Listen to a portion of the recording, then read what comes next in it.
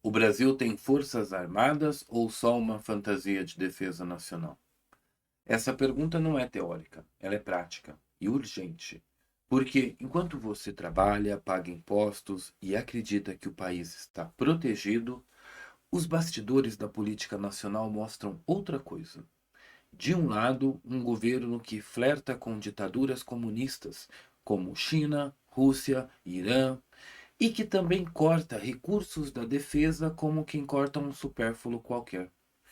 E, do outro lado, militares que resistem em silêncio, tentando manter vivos os laços com os Estados Unidos e com a OTAN, porque sabem que essa é a última linha de proteção que o Brasil ainda tem.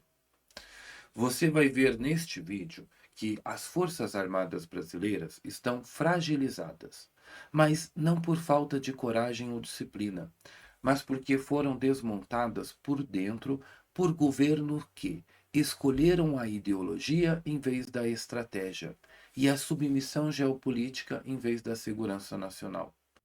Não é os Estados Unidos que nos enfraqueceu. Fomos nós mesmos, ou melhor, os que nos governaram por décadas. Enquanto os países sérios investem em defesa, em autonomia tecnológica e em alianças sólidas com democracia, o Brasil ficou de joelho. Ele escolheu trocar de coleira e agora ele vai pagar o preço. Neste vídeo, eu vou te mostrar o que aconteceu, quem deixou acontecer e o que ainda pode ser feito, né? Se a gente quiser evitar o colapso total. E no final, eu quero voltar com uma pergunta. Eu quero ouvir a sua resposta também. O Brasil ainda tem forças armadas reais ou só uma encenação com marchas e desfile de 7 de setembro?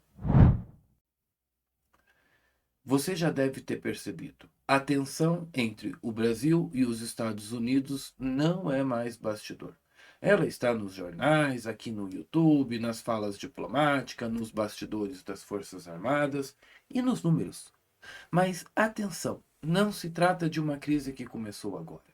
Ela é fruto direto de anos, para não dizer décadas, de alinhamento ideológico com inimigos declarados da liberdade, como a China, a Rússia e grupos transnacionais ligados ao Foro de São Paulo. O atual governo tem tentado vender para o público uma imagem de neutralidade estratégica. Mas não se engane, não é neutralidade, é um recalque. O anti-americanismo da esquerda brasileira não é novo, ele é histórico. É uma mistura de ressentimento, inveja e alinhamento ideológico com os adversários do Ocidente. E qual foi a resposta dos Estados Unidos? Uma reação previsível e perfeitamente legítima.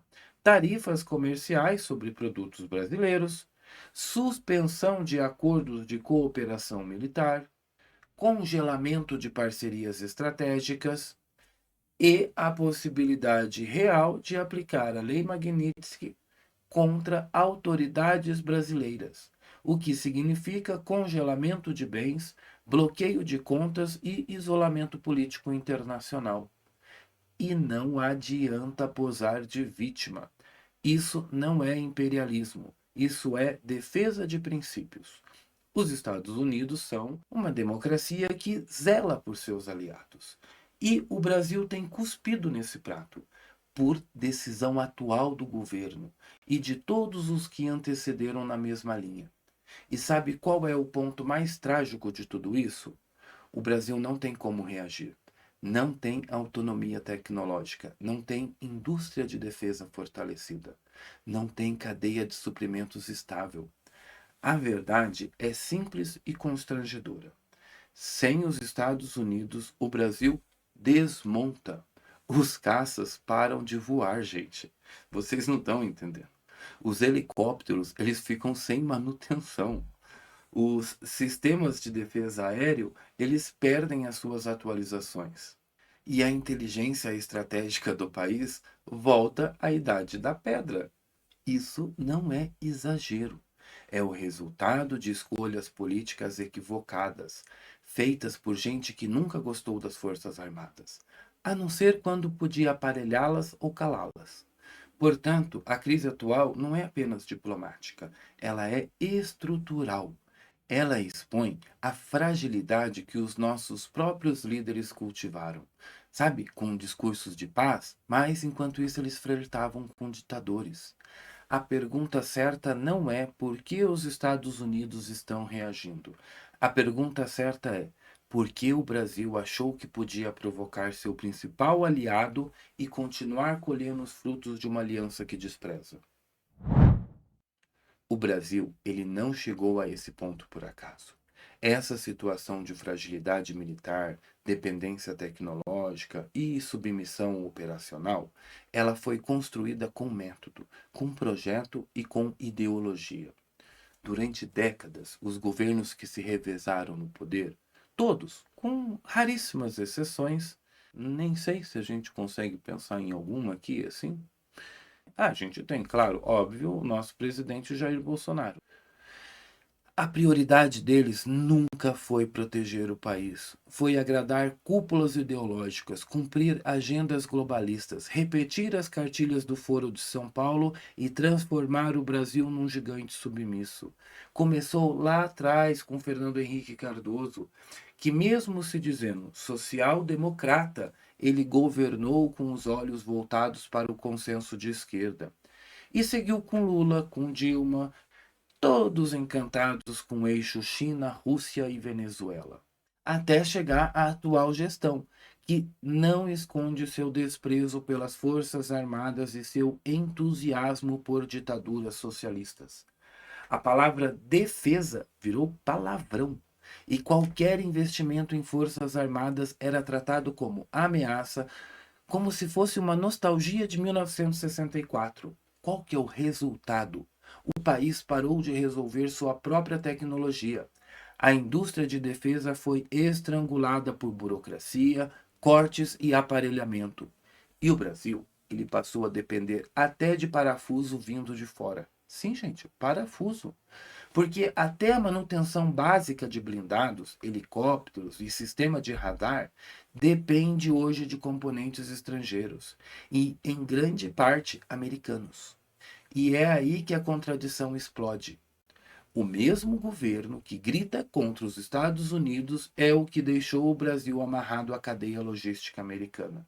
Ou seja, eles criaram a dependência e agora querem confrontar quem nos sustenta.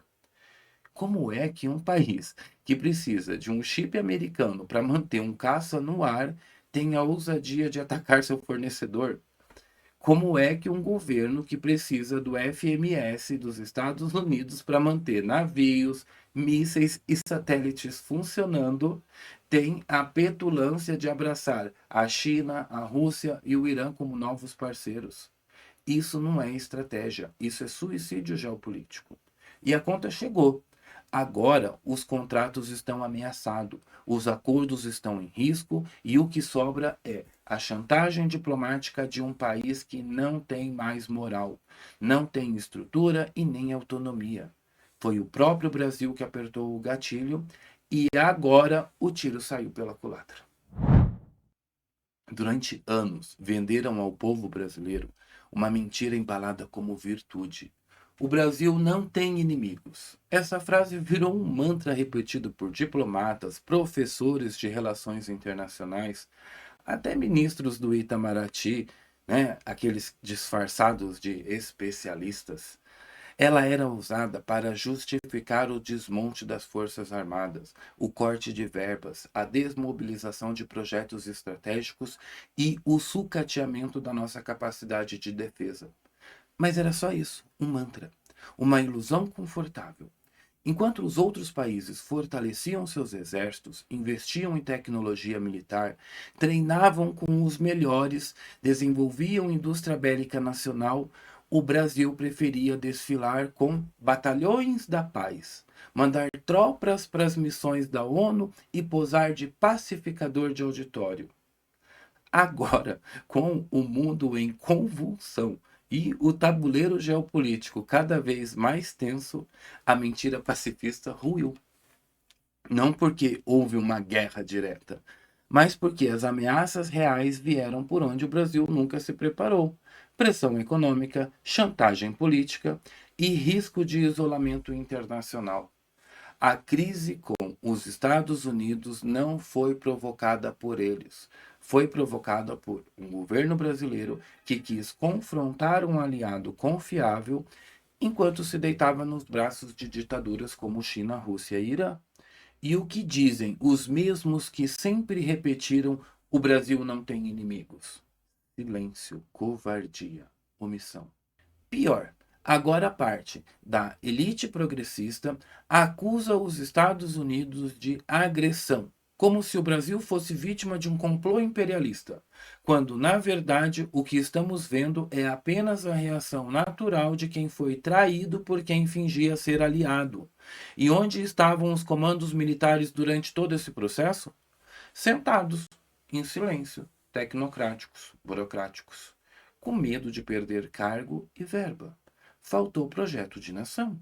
Faltou coragem para contrariar ordens absurdas. Faltou compromisso com a verdade. Falaram em paz, mas prepararam o país para a submissão. E agora querem nos empurrar de vez para o eixo autoritário da Ásia, da África, da América Latina bolivariana. Submissão a quem?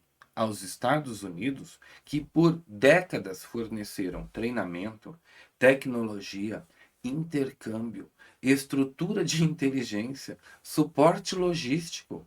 Ou a China, onde até o sistema operacional dos equipamentos vem em mandarim, com chip espião incluído no pacote. O que está acontecendo é claro: estamos trocando um parceiro confiável por ditadores de aluguel. Enquanto isso, sumiram do noticiário os grandes inimigos internos do país: o narcotráfico, o crime organizado, as milícias ideológicas travestidas de movimentos sociais. Como bem observou Alan dos Santos, hoje ninguém mais investiga o PCC, ninguém mais toca no nome das Farc, ninguém mais fala em Foro de São Paulo. Tudo blindado, tudo escondido, tudo esquecido. E isso não é coincidência, é projeto, é blindagem, é aparelhamento. Porque quem protege criminosos não protege a nação. A Amazônia sempre foi alvo de cobiça internacional. E isso não é novidade para quem estuda geopolítica com seriedade, sem as lentes cor-de-rosa da ideologia. Mas, nos últimos anos, essa cobiça deixou de ser sussurrada nos salões diplomáticos e passou a ser anunciada em alto e bom som. Políticos europeus, ONGs estrangeiras, consórcios ambientais, todos começaram a repetir a mesma ideia perigosa: se o Brasil não consegue cuidar da Amazônia, a comunidade internacional deve intervir. Essa frase, dita com voz suave e sotaque estrangeiro, é uma ameaça velada à nossa integridade territorial. É a nova roupagem do colonialismo global. Em vez de invadir com canhões, agora tentam nos invadir com relatórios, pareceres e tratados climáticos assinados por burocratas que nunca pisaram num seringal. E o atual governo, ao invés de resistir a essa pressão, abaixa a cabeça. Porque, no fundo, a esquerda brasileira sempre teve dificuldade em defender o que é seu. Ela prefere falar em bem comum da humanidade do que afirmar com todas as letras: a Amazônia brasileira e ponto final. Hoje, o discurso ambiental, que deveria ser usado com responsabilidade, com equilíbrio, com dados técnicos, ele foi sequestrado por militantes disfarçados de especialista. Virou, assim, uma ferramenta de chantagem ideológica.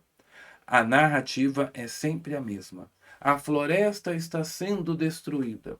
Os povos originários estão ameaçados. O planeta vai colapsar. Mas quem financia essas ONGs? Quem são os pesquisadores que aparecem nos fóruns da ONU pedindo intervenção? Quem está por trás dessas campanhas que tratam a Amazônia como terra sem dono? Você já viu alguma dessas entidades denunciar o avanço do narcotráfico nas rotas da floresta? Já viu alguma ONG europeia cobrando o fim da atuação de guerrilhas armadas nas regiões de fronteira? Claro que não, porque para eles o problema nunca foi o desmatamento, foi o Brasil. E aqui entra o ponto que poucos têm coragem de dizer em voz alta. A crise diplomática com os Estados Unidos tem sido usada como desculpa para abrir caminho à internacionalização da Amazônia, com a retórica de combate ao desmonte ambiental. Querem pressionar o Brasil a aceitar fiscalizações externas, observadores internacionais e comissões que vão nos dizer como devemos cuidar da nossa própria casa. E o mais irônico, o Brasil já cuida da Amazônia melhor do que qualquer país europeu cuidou das suas próprias florestas. Isso quando ainda tinham alguma. Mas isso não importa, porque a questão não é ambiental, é geopolítica, é controle, é avanço estratégico. A Amazônia é rica em minerais, em biodiversidade, em acesso fluvial, em acesso aéreo. Enquanto a nossa estrutura militar estiver fragilizada, cada árvore vira argumento contra o Brasil. E o que o governo faz? Discursa, viaja, promete, aparece em fóruns internacionais, né? Sorrindo para quem nos ameaça, mas na prática ele entrega, gente. Enquanto isso, a nossa estrutura de defesa está amarrada por falta de verba, de comando e de vontade política. Não temos radar que funcione sem peça americana, não temos base que opere sem combustível.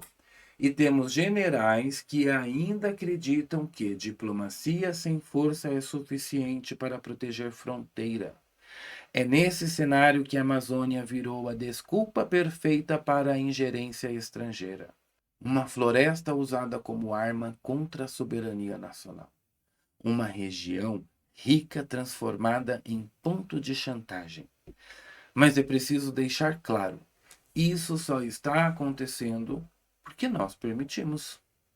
Porque abandonamos a defesa, sucateamos o exército, desprezamos a marinha e desmontamos as forças aéreas. Se o Brasil não retomar o controle com firmeza, vão continuar dizendo que estamos perdendo a Amazônia, até que eles a tomem de vez.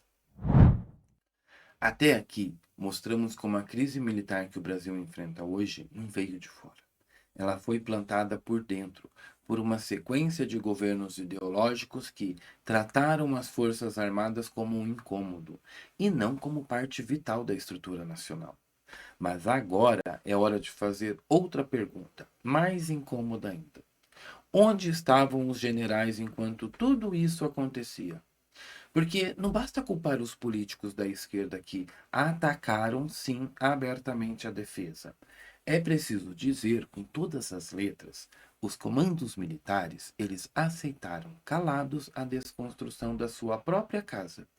Durante os anos de desmonte, os generais poderiam ter se posicionado, poderiam ter exigido estrutura, denunciado o abandono, articulado uma resposta institucional, mas a verdade é que muitos preferiram o conforto dos cargos, o verniz técnico dos gabinetes e aquela rotina de quem faz o que pode, mesmo sabendo que não está fazendo o que deve, né?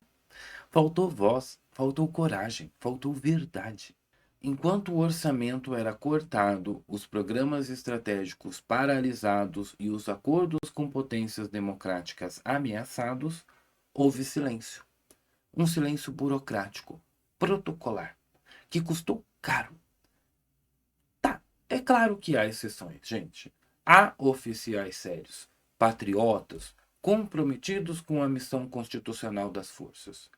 Mas, infelizmente, a alta cúpula se tornou, em grande parte, uma extensão da máquina estatal que ela deveria proteger. Preferiram a diplomacia de corredor a uma denúncia pública. Fizeram da hierarquia um escudo contra o dever de alertar a sociedade. E aceitaram o papel de figurantes de um governo que despreza abertamente tudo aquilo que a farda deveria representar: ordem, autoridade, disciplina e defesa da nação. Enquanto isso, o crime organizado avança. O tráfico internacional, gente, ele ocupa nossas fronteiras e as ONGs estrangeiras mapeiam a Amazônia melhor que o exército. E os generais, em silêncio. E agora que a crise chegou, o que eles pedem? Diplomacia, diálogo, redução de tensões. Como se fosse possível fazer um acordo com quem já decidiu de qual lado está: o lado dos inimigos da liberdade. Pior, alguns ainda alimentam a ilusão de que é possível servir os dois senhores, manter acordo com os Estados Unidos enquanto flertam com a China e a Rússia, como se fosse possível usar armamento americano com doutrina autoritária chinesa. Como se um país pudesse viver dividido entre a democracia ocidental e o totalitarismo oriental sem pagar um preço altíssimo por isso. É ingenuidade? É covardia? Ou é conivência?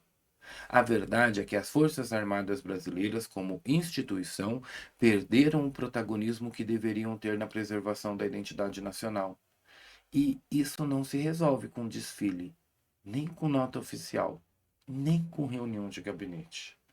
Isso se resolve com postura, com clareza de missão, com compromisso com a verdade. Se a farda continuar a se esconder atrás da neutralidade, eu acho que ela vai acabar vestindo o uniforme de uma ideologia que despreza tudo o que ela representa. E aí, quando precisarem agir, eu acho que já vai ser tarde demais.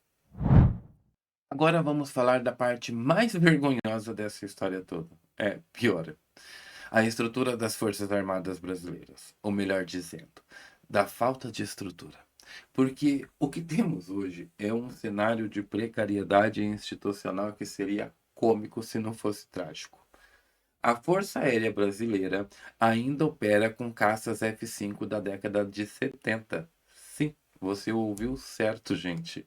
São aviões de combate com mais de 50 anos de uso. E não estamos falando de raridade, de item de coleção. Estamos falando de armamento ativo que deveria defender o espaço aéreo nacional. Enquanto isso, os novos caças Gripen, desenvolvidos em parceria com a Suécia, dependem de componentes críticos que vêm dos Estados Unidos. Ou seja, sem os aval dos americanos, nem os caças novos funcionam. E o Exército? O Exército Brasileiro ainda depende de blindados antigos, como os Leopard 1A5 adquiridos na década de 1990. Equipamentos que já foram aposentados por vários países europeus. Aqui ainda circulam como linha de frente. E o pior, muitos desses blindados não funcionam por falta de peça. Simples assim. Não tem peça, não tem manutenção, ficam encostados, ocupando espaço em pátio. E a Marinha? A Marinha do Brasil, ela está operando no limite. Boa parte da frota está sucateada. Navios sem modernização, sem peças de reposição, sem munição adequada. Acredite se quiser.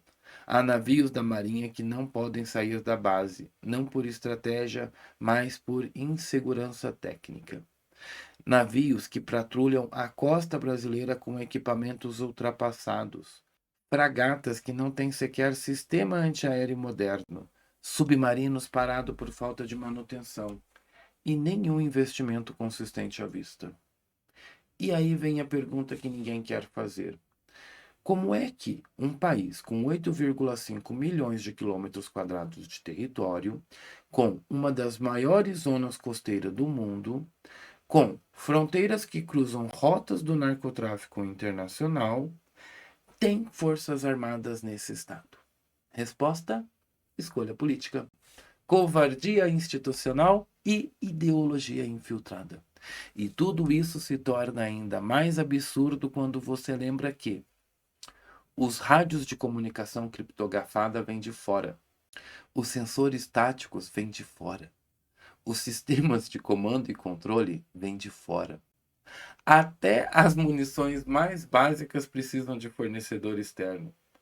Ou seja, se um parceiro estratégico como os Estados Unidos resolve suspender o envio de qualquer componente, o Brasil fica cego, surdo e manco. E não é metáfora, é um fato. E o que o governo faz diante disso? Corta o orçamento, reduz investimento, prioriza verbas para militância, ONG ideológica, marketing de ministério.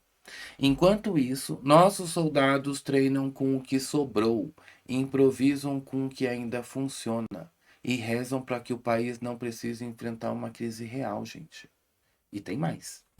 Até mesmo os aviões usados para transportar o presidente e os ministros do STF lá já ficaram no chão por falta de peça. Você entendeu? Nem o avião do chefe do executivo escapou do sucateamento. Esse é o retrato da situação atual.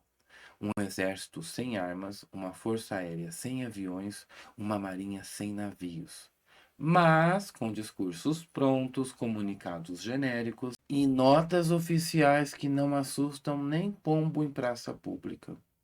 Enquanto isso, a mídia militante segue dizendo que o problema é a militarização da política, como se existisse política de verdade sem defesa nacional sólida. A verdade é simples: sem forças armadas minimamente equipadas, não existe país. Existe só uma planilha de Excel chamada Brasil, cheia de dívidas, dependente de empréstimo e com a fronteira aberta por crime e para cobiça estrangeira. Você pode estar se perguntando: como chegamos a esse ponto? Como um país com a dimensão continental do Brasil, com a riqueza de recursos naturais que temos, com a história que carregamos, pôde simplesmente deixar suas forças armadas chegarem a esse estado? A resposta, infelizmente, não está apenas na economia, nem só nas contas de orçamento. Está na ideologia. Uma ideologia marxista comunista que enxerga o exército, a marinha e a aeronáutica não como instrumentos da soberania nacional, mas como resquícios incômodos de um país que eles querem desconstruir. Sim, você ouviu direito. Desconstruir. Para a esquerda, que hoje ocupa o Planalto, as Forças Armadas são uma pedra no sapato. Elas simbolizam o que eles mais odeiam: a hierarquia, a ordem, a tradição, a pátria e, acima de tudo, o dever moral de proteger o Brasil. Até mesmo do próprio governo quando necessário. Desde o início dos anos 2000, a esquerda brasileira vem promovendo uma lenta corrosão institucional da defesa nacional. Não é teoria da conspiração, é um projeto de poder. O que eles fazem é o seguinte: colocam civis ideológicos no Ministério da Defesa que nada entendem de estratégia militar, mas entendem muito bem de narrativa ideológica. Ignoram os alertas técnicos dos comandos militares, tratando tudo como choradeira de general. Cortam verba ano após ano, enquanto aumentam repasses bilionários para ONGs, fundações ideológicas e movimentos sociais amigos. Distorcem o papel constitucional das Forças Armadas. Eles acusam qualquer tentativa de organização, modernização ou reação como tentativa de golpe. E pior, eles reescrevem a história, eles transformam terroristas em heróis, eles transformam militares que defenderam o país em vilões, tratam os quartéis como se fossem inimigos da democracia, quando na verdade foram eles que impediram o avanço do comunismo no Brasil. Você acha que é exagero? Então, pare e observe. Qual foi o último presidente que tratou as Forças Armadas com respeito real, que incentivou a modernização da defesa nacional como prioridade de Estado, que dialogou com os militares como parte estratégica da soberania e não como ameaça à sua agenda ideológica? Pois é. Desde então, os generais são tolerados, nunca ouvidos. São convocados para missões de logística e apoio a ministérios, mas nunca para opinar, sabe? Nunca para poder falar sobre defesa real. Eles são usados para conter crise, para montar hospital de campanha, mas ignorados quando falam em satélite, cibersegurança, artilharia, fronteira. Essa é a tática. Desmoraliza primeiro, sucateia depois. E, por fim, culpabiliza os próprios militares por não estarem preparados. E tudo isso em nome de quê? De uma fantasia progressista que acredita que o mundo moderno não precisa mais de forças armadas, que tudo pode ser resolvido com diplomacia, conferência, discursos bonitos na ONU, hashtags no Twitter. O problema é que o mundo real não funciona assim, gente. Basta olhar para o noticiário internacional para você ver o quanto essa mentalidade é perigosa. Enquanto isso, países sérios estão investindo pesado em defesa. A Suécia, neutra há séculos, correu para entrar na OTAN. A Alemanha, pacifista desde a Segunda Guerra Mundial, está rearmando. A Polônia, que sabe o que é viver sob ocupação, está reconstruindo suas forças armadas com urgência. E os Estados Unidos, esses nunca pararam. E o Brasil? O Brasil corta a verba da Marinha e manda mais dinheiro para ONG da. É por isso que tudo isso que expus até agora não é um problema de gestão, é um problema de visão de país. A esquerda que hoje governa o Brasil não acredita em soberania nacional. Ela acredita em integração continental ideológica, acredita em supranacionalidade, acredita em submissão diplomática às vontades de aliados estratégicos, né? Que não têm qualquer interesse na segurança brasileira. E assim, enquanto o crime se organiza, o narcotráfico se arma e potências estrangeiras sondam nossas fronteiras. As Forças Armadas são tratadas como se fosse um capricho do passado. Isso é inaceitável, gente. Se o Brasil quiser continuar existindo como nação soberana, ele precisa encarar a verdade. Ou valorizamos as Forças Armadas agora, ou nos preparamos para ser um país irrelevante, vulnerável e indefeso, num mundo cada vez mais hostil. Vamos direto ao ponto. Muita gente da esquerda e até alguns mal informados da direita trata a relação entre o Brasil e os Estados Unidos como se fosse um capricho ideológico, como se manter uma aliança com os Estados Unidos fosse sinônimo de submissão, como se a alternativa lógica fosse romper com o imperialismo e virar amigos dos povos livres do sul global, como eles gostam de dizer. Mas a realidade não perdoa ideologias malucas. A aliança entre o Brasil e os Estados Unidos não é ideológica. Ela é estratégica, ela é técnica, ela é vital. E eu vou te mostrar por quê.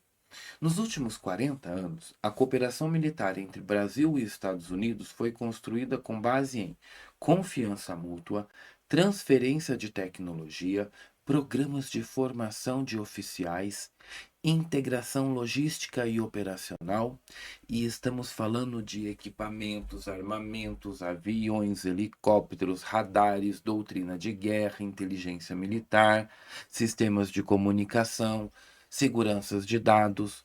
Gente, nada disso se monta da noite para o dia. Nada disso se substitui com amizade com a China ou abraço no Putin. Por exemplo, o exército brasileiro, ele utiliza helicóptero que são os mesmos usados pelas forças de elite dos Estados Unidos. A aeronáutica, ela opera mísseis com tecnologia americana. O sistema de defesa antiaéreo brasileiro, ele é baseado em plataformas compatíveis com os padrões da OTAN. Até os caças da FAB, fabricados na Suécia, possuem mais de 30% dos seus componentes desenvolvidos por empresas americanas.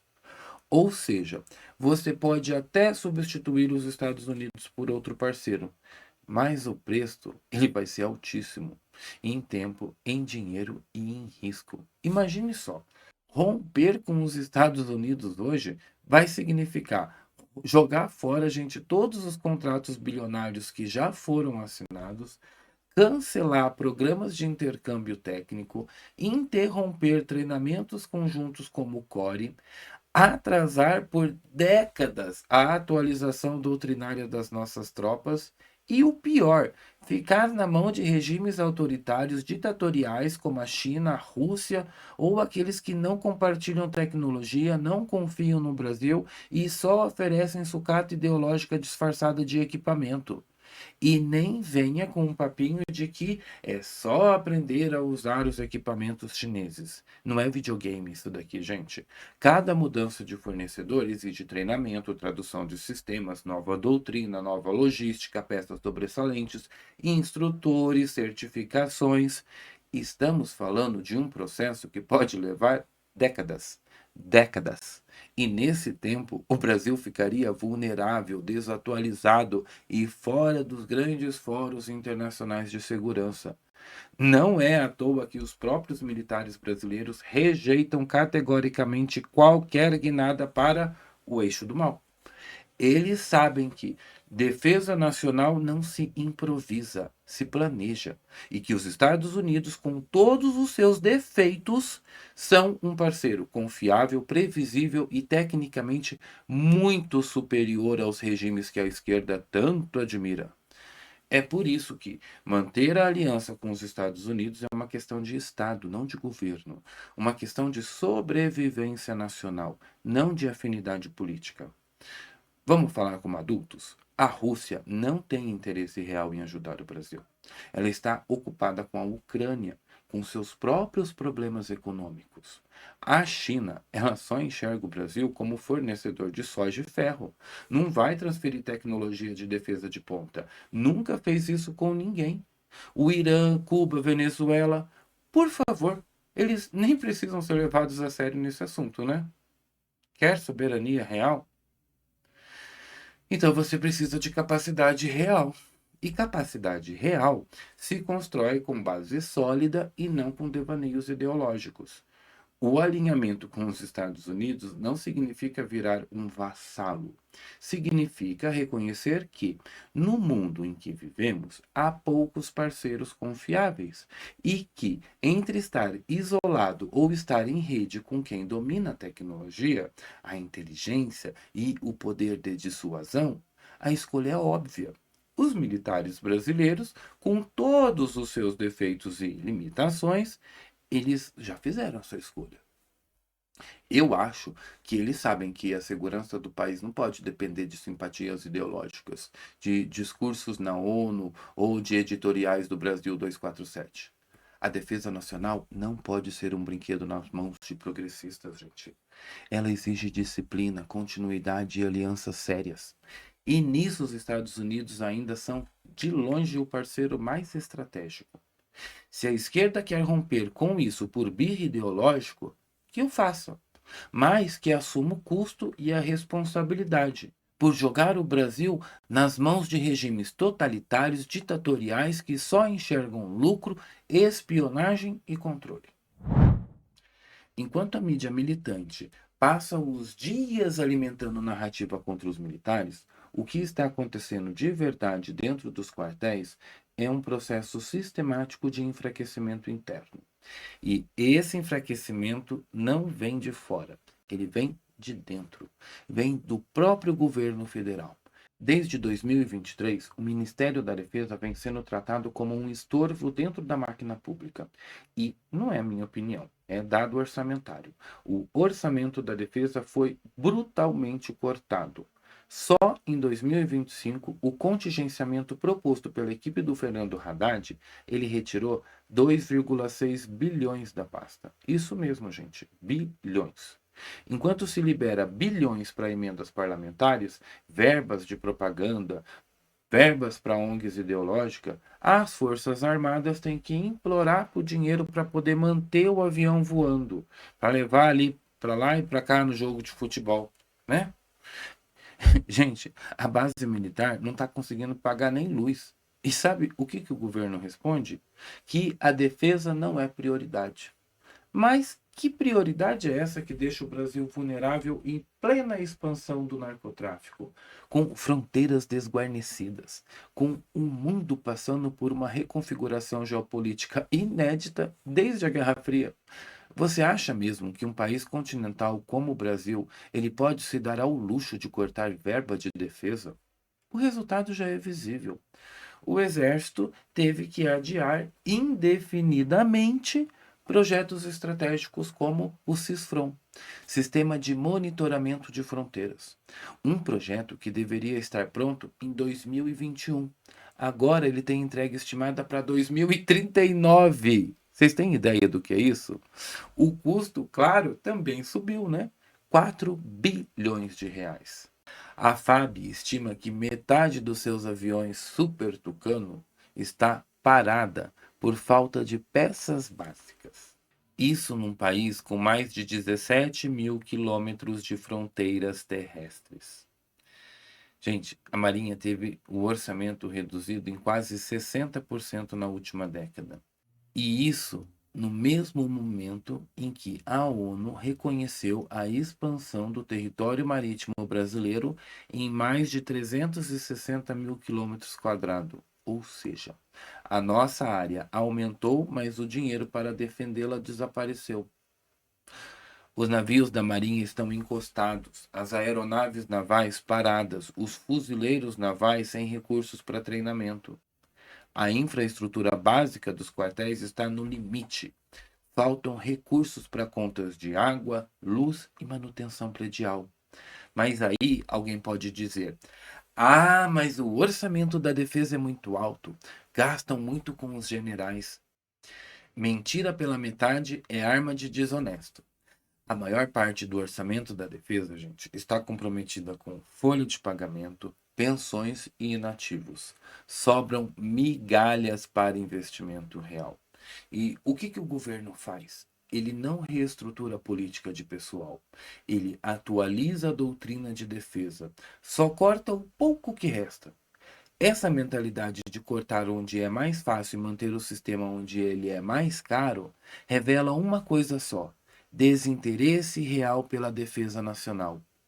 Mais grave ainda, estão travando até mesmo a entrada de mulheres no serviço militar obrigatório. O Exército não conseguiu verbas para poder adaptar banheiros e alojamentos.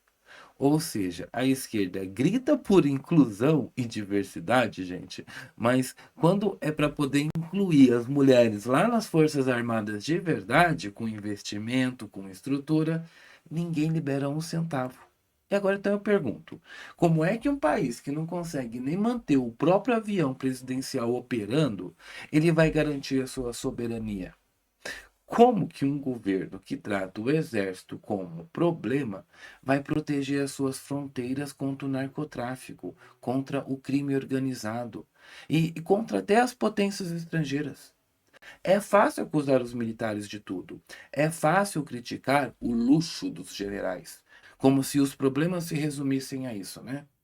Difícil é assumir que o Brasil está abandonando a sua defesa nacional como política de Estado e entregando um dos poucos pilares de estabilidade institucional nas mãos da escassez orçamentária e do desprezo ideológico. Quem gosta do Brasil não trata as Forças Armadas como inimigo interno, trata como parceiro estratégico. Porque sem defesa não existe soberania. E sem soberania, o Brasil vira satélite de qualquer potência que oferecer mais soja e mais verba de campanha. Há uma pergunta que não quer calar e que ninguém na imprensa progressista tem coragem de fazer. O Brasil, ele está realmente se protegendo dos seus verdadeiros inimigos? Porque muito se fala de democracia, de combate ao golpismo, de ameaças imaginárias, mas ninguém toca na ferida mais evidente. Quem está financiando o crime organizado no Brasil? Quem protege esses grupos? E por que não há uma operação nacional articulada para desmontar a cadeia de comando do narcotráfico? Onde estão os planos do governo para enfrentar de verdade o PCC, o Comando Vermelho, os milicianos e os seus financiadores de paletó e gravata? Onde está o enfrentamento ao crime das fronteiras? E onde estão os veículos da imprensa progressista cobrando isso com a mesma fúria que eles cobram os militares por qualquer tweet mal interpretado? Sumiram, silenciaram, acuaram. A verdade é que o Brasil vive hoje uma espécie de teatro de soberania.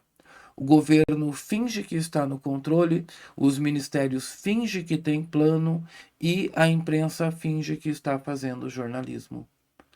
Mas o que se vê é o seguinte: as fronteiras, elas estão escancaradas. Os traficantes entram e saem com toneladas de drogas. Armas de grosso calibre cruzam o país como se fossem pacotes de encomenda.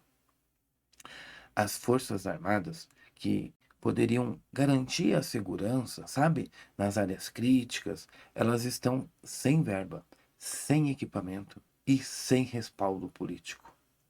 Lá, aquela instituição que manda prender policial, que combate o crime e depois solta o criminoso com base em erros processuais, né?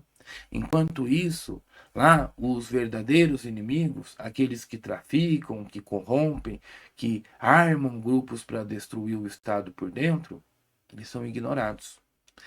E há ainda quem diga que o Brasil não tem inimigos. Ora, gente, que ingenuidade, né? Não é má fé. Porque o Brasil tem inimigos sim. E muitos deles estão aqui dentro com CNPJ, com mandato, com ONG registrada, com acesso a gabinete em Brasília. E é aí que está o ponto. O teatro de soberania é uma farsa que beneficia esses inimigos internos. Porque toda vez que um ministro lá de cima desmoraliza uma operação da polícia ou das Forças Armadas, ela está voluntária ou involuntariamente fortalecendo o narcotráfico, a corrupção, a impunidade. E enquanto o governo federal usa a bandeira da paz para justificar o desmonte da defesa, o que ele está dizendo na prática é assim: nós vamos proteger a classe política e abandonar o país real. Porque a verdade é simples. O brasileiro de bem, ele está abandonado, o criminoso está empoderado, né? E o Estado virou o quê? Um palco onde se finge governar enquanto se negocia poder. Esse é o quadro. E é por isso que soberania nacional não se pode ser tratada como uma fantasia ideológica. Ela exige estrutura, verba, doutrina, parceria internacional e coragem política. Mas, acima de tudo, ela exige que os verdadeiros inimigos sejam nomeados e combatidos sem espetáculo, sem retórica vazia, sabe? Mas com inteligência, com firmeza, com estratégia. Porque, do jeito que está, o Brasil corre o risco de perder o que ainda lhe resta de soberania real, né? O seu controle sobre o seu próprio território. Desculpa, a gente vai se empolgando, né, gente? Porque enquanto isso, nos bastidores da máquina pública, a propaganda oficial, né, ela segue em ritmo acelerado. São sites governamentais, discursos de palanques, todos eles apresentam um Brasil pujante, com avanços tecnológicos, soberania reforçada, né, com reconhecimento internacional. É o Brasil da ficção. O Brasil do papel timbrado e do discurso invernizado, mas que não resiste a uma visita a qualquer quartel do interior. Porque lá, na realidade concreta, né, aquela realidade das Forças Armadas, a história é outra. É a história dos soldados que treinam sem munição, dos aviões que eles não decolam por falta de peça, dos generais que precisam negociar emendas parlamentares para poder manter um projeto básico funcionando. É a história de comandantes que alertam com dignidade e que não há recurso, que não tem como abastecer a frota do transporte presidencial. E aqui está o ponto central, Rafael. O povo brasileiro está sendo enganado. Estamos vivendo um descolamento completo entre a retórica institucional e a condição real da defesa nacional. De um lado, discursos de soberania e protagonismo internacional.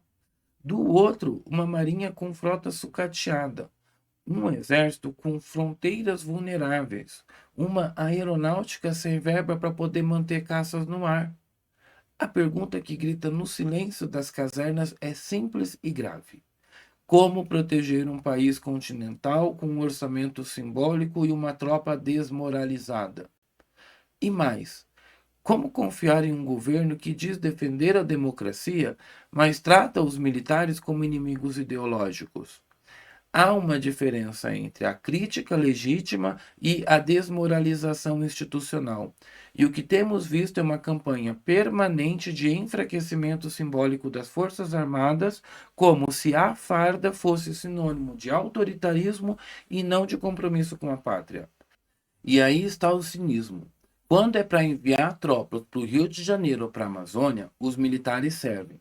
Mas quando falam de soberania, de ameaça internacional, de cooperação com os Estados Unidos, eles são tratados como golpistas. O mesmo governo que usa a imagem do exército para conter as rebeliões internas é o que nega a esse exército o básico para existir como força de defesa. E o pior, faz isso sorrindo em rede nacional, dizendo que está tudo sob controle. Não está. A verdade é que a propaganda oficial virou um véu ideológico para encobrir o desmonte da soberania nacional. Enquanto isso, quem deveria estar defendendo o país está cuidando para não faltar comida no rancho do batalhão.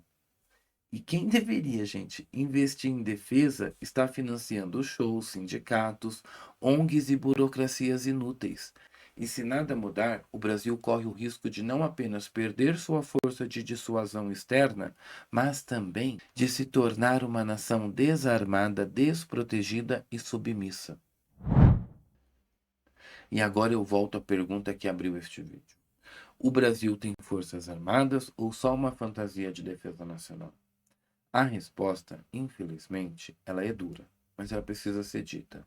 Temos teatro, mas não temos força. Temos farda, mas não temos independência tecnológica. Temos comandos, mas não temos prontidão. Temos discurso, mas não temos poder real de dissuasão. E por que chegamos a esse ponto? Porque durante décadas os nossos líderes civis, né, entregues à ilusão ideológica ou ao cálculo eleitoral barato, eles negligenciaram a base da soberania nacional. O preparo militar, a tecnologia de defesa, o investimento contínuo, o respeito pela instituição castrense. Porque hoje, enquanto o mundo se rearma, o Brasil desfaz suas defesas. Enquanto potências investem em inteligência, interoperabilidade e armamento de ponta, nós cortamos combustível, atrasamos salários, desmontamos projetos e ainda temos que ouvir que a paz está garantida. Garantida por quê? Pela diplomacia de gabinete que ignora o avanço do narcotráfico, pelos acordos ideológicos com regimes autoritários que desprezam a liberdade e manipulam nações inteiras, ou por um governo que vê nas Forças Armadas uma arma interna e não uma aliada estratégica. E aí fica a pergunta: vamos trocar o capacete pelo boné de militante? O fuzil pela pauta identitária? O radar pelo discurso desconstruído de paz com quem nem nos respeita? Não, meus amigos. A soberania não é uma ideia bonita em discurso de formatura. Ela é construída com aço, com disciplina, com comando, com alianças verdadeiras e com clareza sobre quem são nossos amigos e quem são os oportunistas de plantão. E neste momento da história, onde o mundo volta a ser perigoso, incerto e competitivo, não é hora de tergiversar, mas de escolher um lado. Ou nos alinhamos com quem compartilha os nossos valores de liberdade, democracia e desenvolvimento, ou viramos território disponível para interesses alheios, sejam eles da China, da Rússia, do Irã ou de qualquer potência que queira nos comprar por tabela. E agora eu quero te ouvir. Na sua opinião, o Brasil ainda é capaz de se defender de uma crise real? Ou você acha que nós já viramos um território fragilizado, assim, esperando ordens de fora. O que você acha que aconteceria se rompêssemos hoje com os acordos de defesa com os Estados Unidos? Será que os novos amigos viriam nos socorrer? Ou eles viriam fazer negócios com os escombros? Deixa a sua resposta aqui nos comentários. E assim, seja direto, seja educado, tá? Aqui a gente não censura opinião, tá? Mas também a gente tem que respeitar a plataforma aqui, tá bom? Então, eu quero ver aqui com vocês, eu quero ver quem é que vê e quem é que finge que não vê, né? E curta o vídeo, isso ajuda aqui o algoritmo, né? Reconhecer que o vídeo é relevante. Compartilha, manda no grupo do Zap para os seus amigos, porque aqui a gente não esconde atrás de palavra bonita não, tá? Aqui a gente fala o que precisa ser dito, com firmeza, com lucidez e com amor ao Brasil. É isso, minha família. Vamos à luta, que a verdade prevaleça e que o Brasil reencontre sua força. Eu sou Rafael Marques Menezes, sou psicanalista, sou professor, sou diretor da Escola Britânica de Psicanálise no Brasil. E se você ainda não é inscrito no canal, aproveite, se inscreva agora, ative os sininhos para receber as notificações. E eu quero agradecer você que faz parte desse canal, que hoje somos mais de 50 mil seguidores. Gente, meu muito obrigado. Eu não esperava que com 6 meses de canal a gente pudesse chegar a esse número tão expressivo. Então, eu só tenho a agradecer a todos os seguidores e principalmente aos membros do canal, que já somam mais de 50 membros. Então, meu muito obrigado. O meu e o da estagiária, né? E se você ainda não segue ela no Instagram, aproveita, segue ela, me segue também, que a gente, né, tenta se manter atualizado por lá do que acontece com uma frequência maior do que aqui no YouTube. E eu fico muito agradecido, realmente, de coração, de ter você aqui comigo. Que Deus abençoe você e a sua família. Eu fico te aguardando no próximo vídeo. Até lá!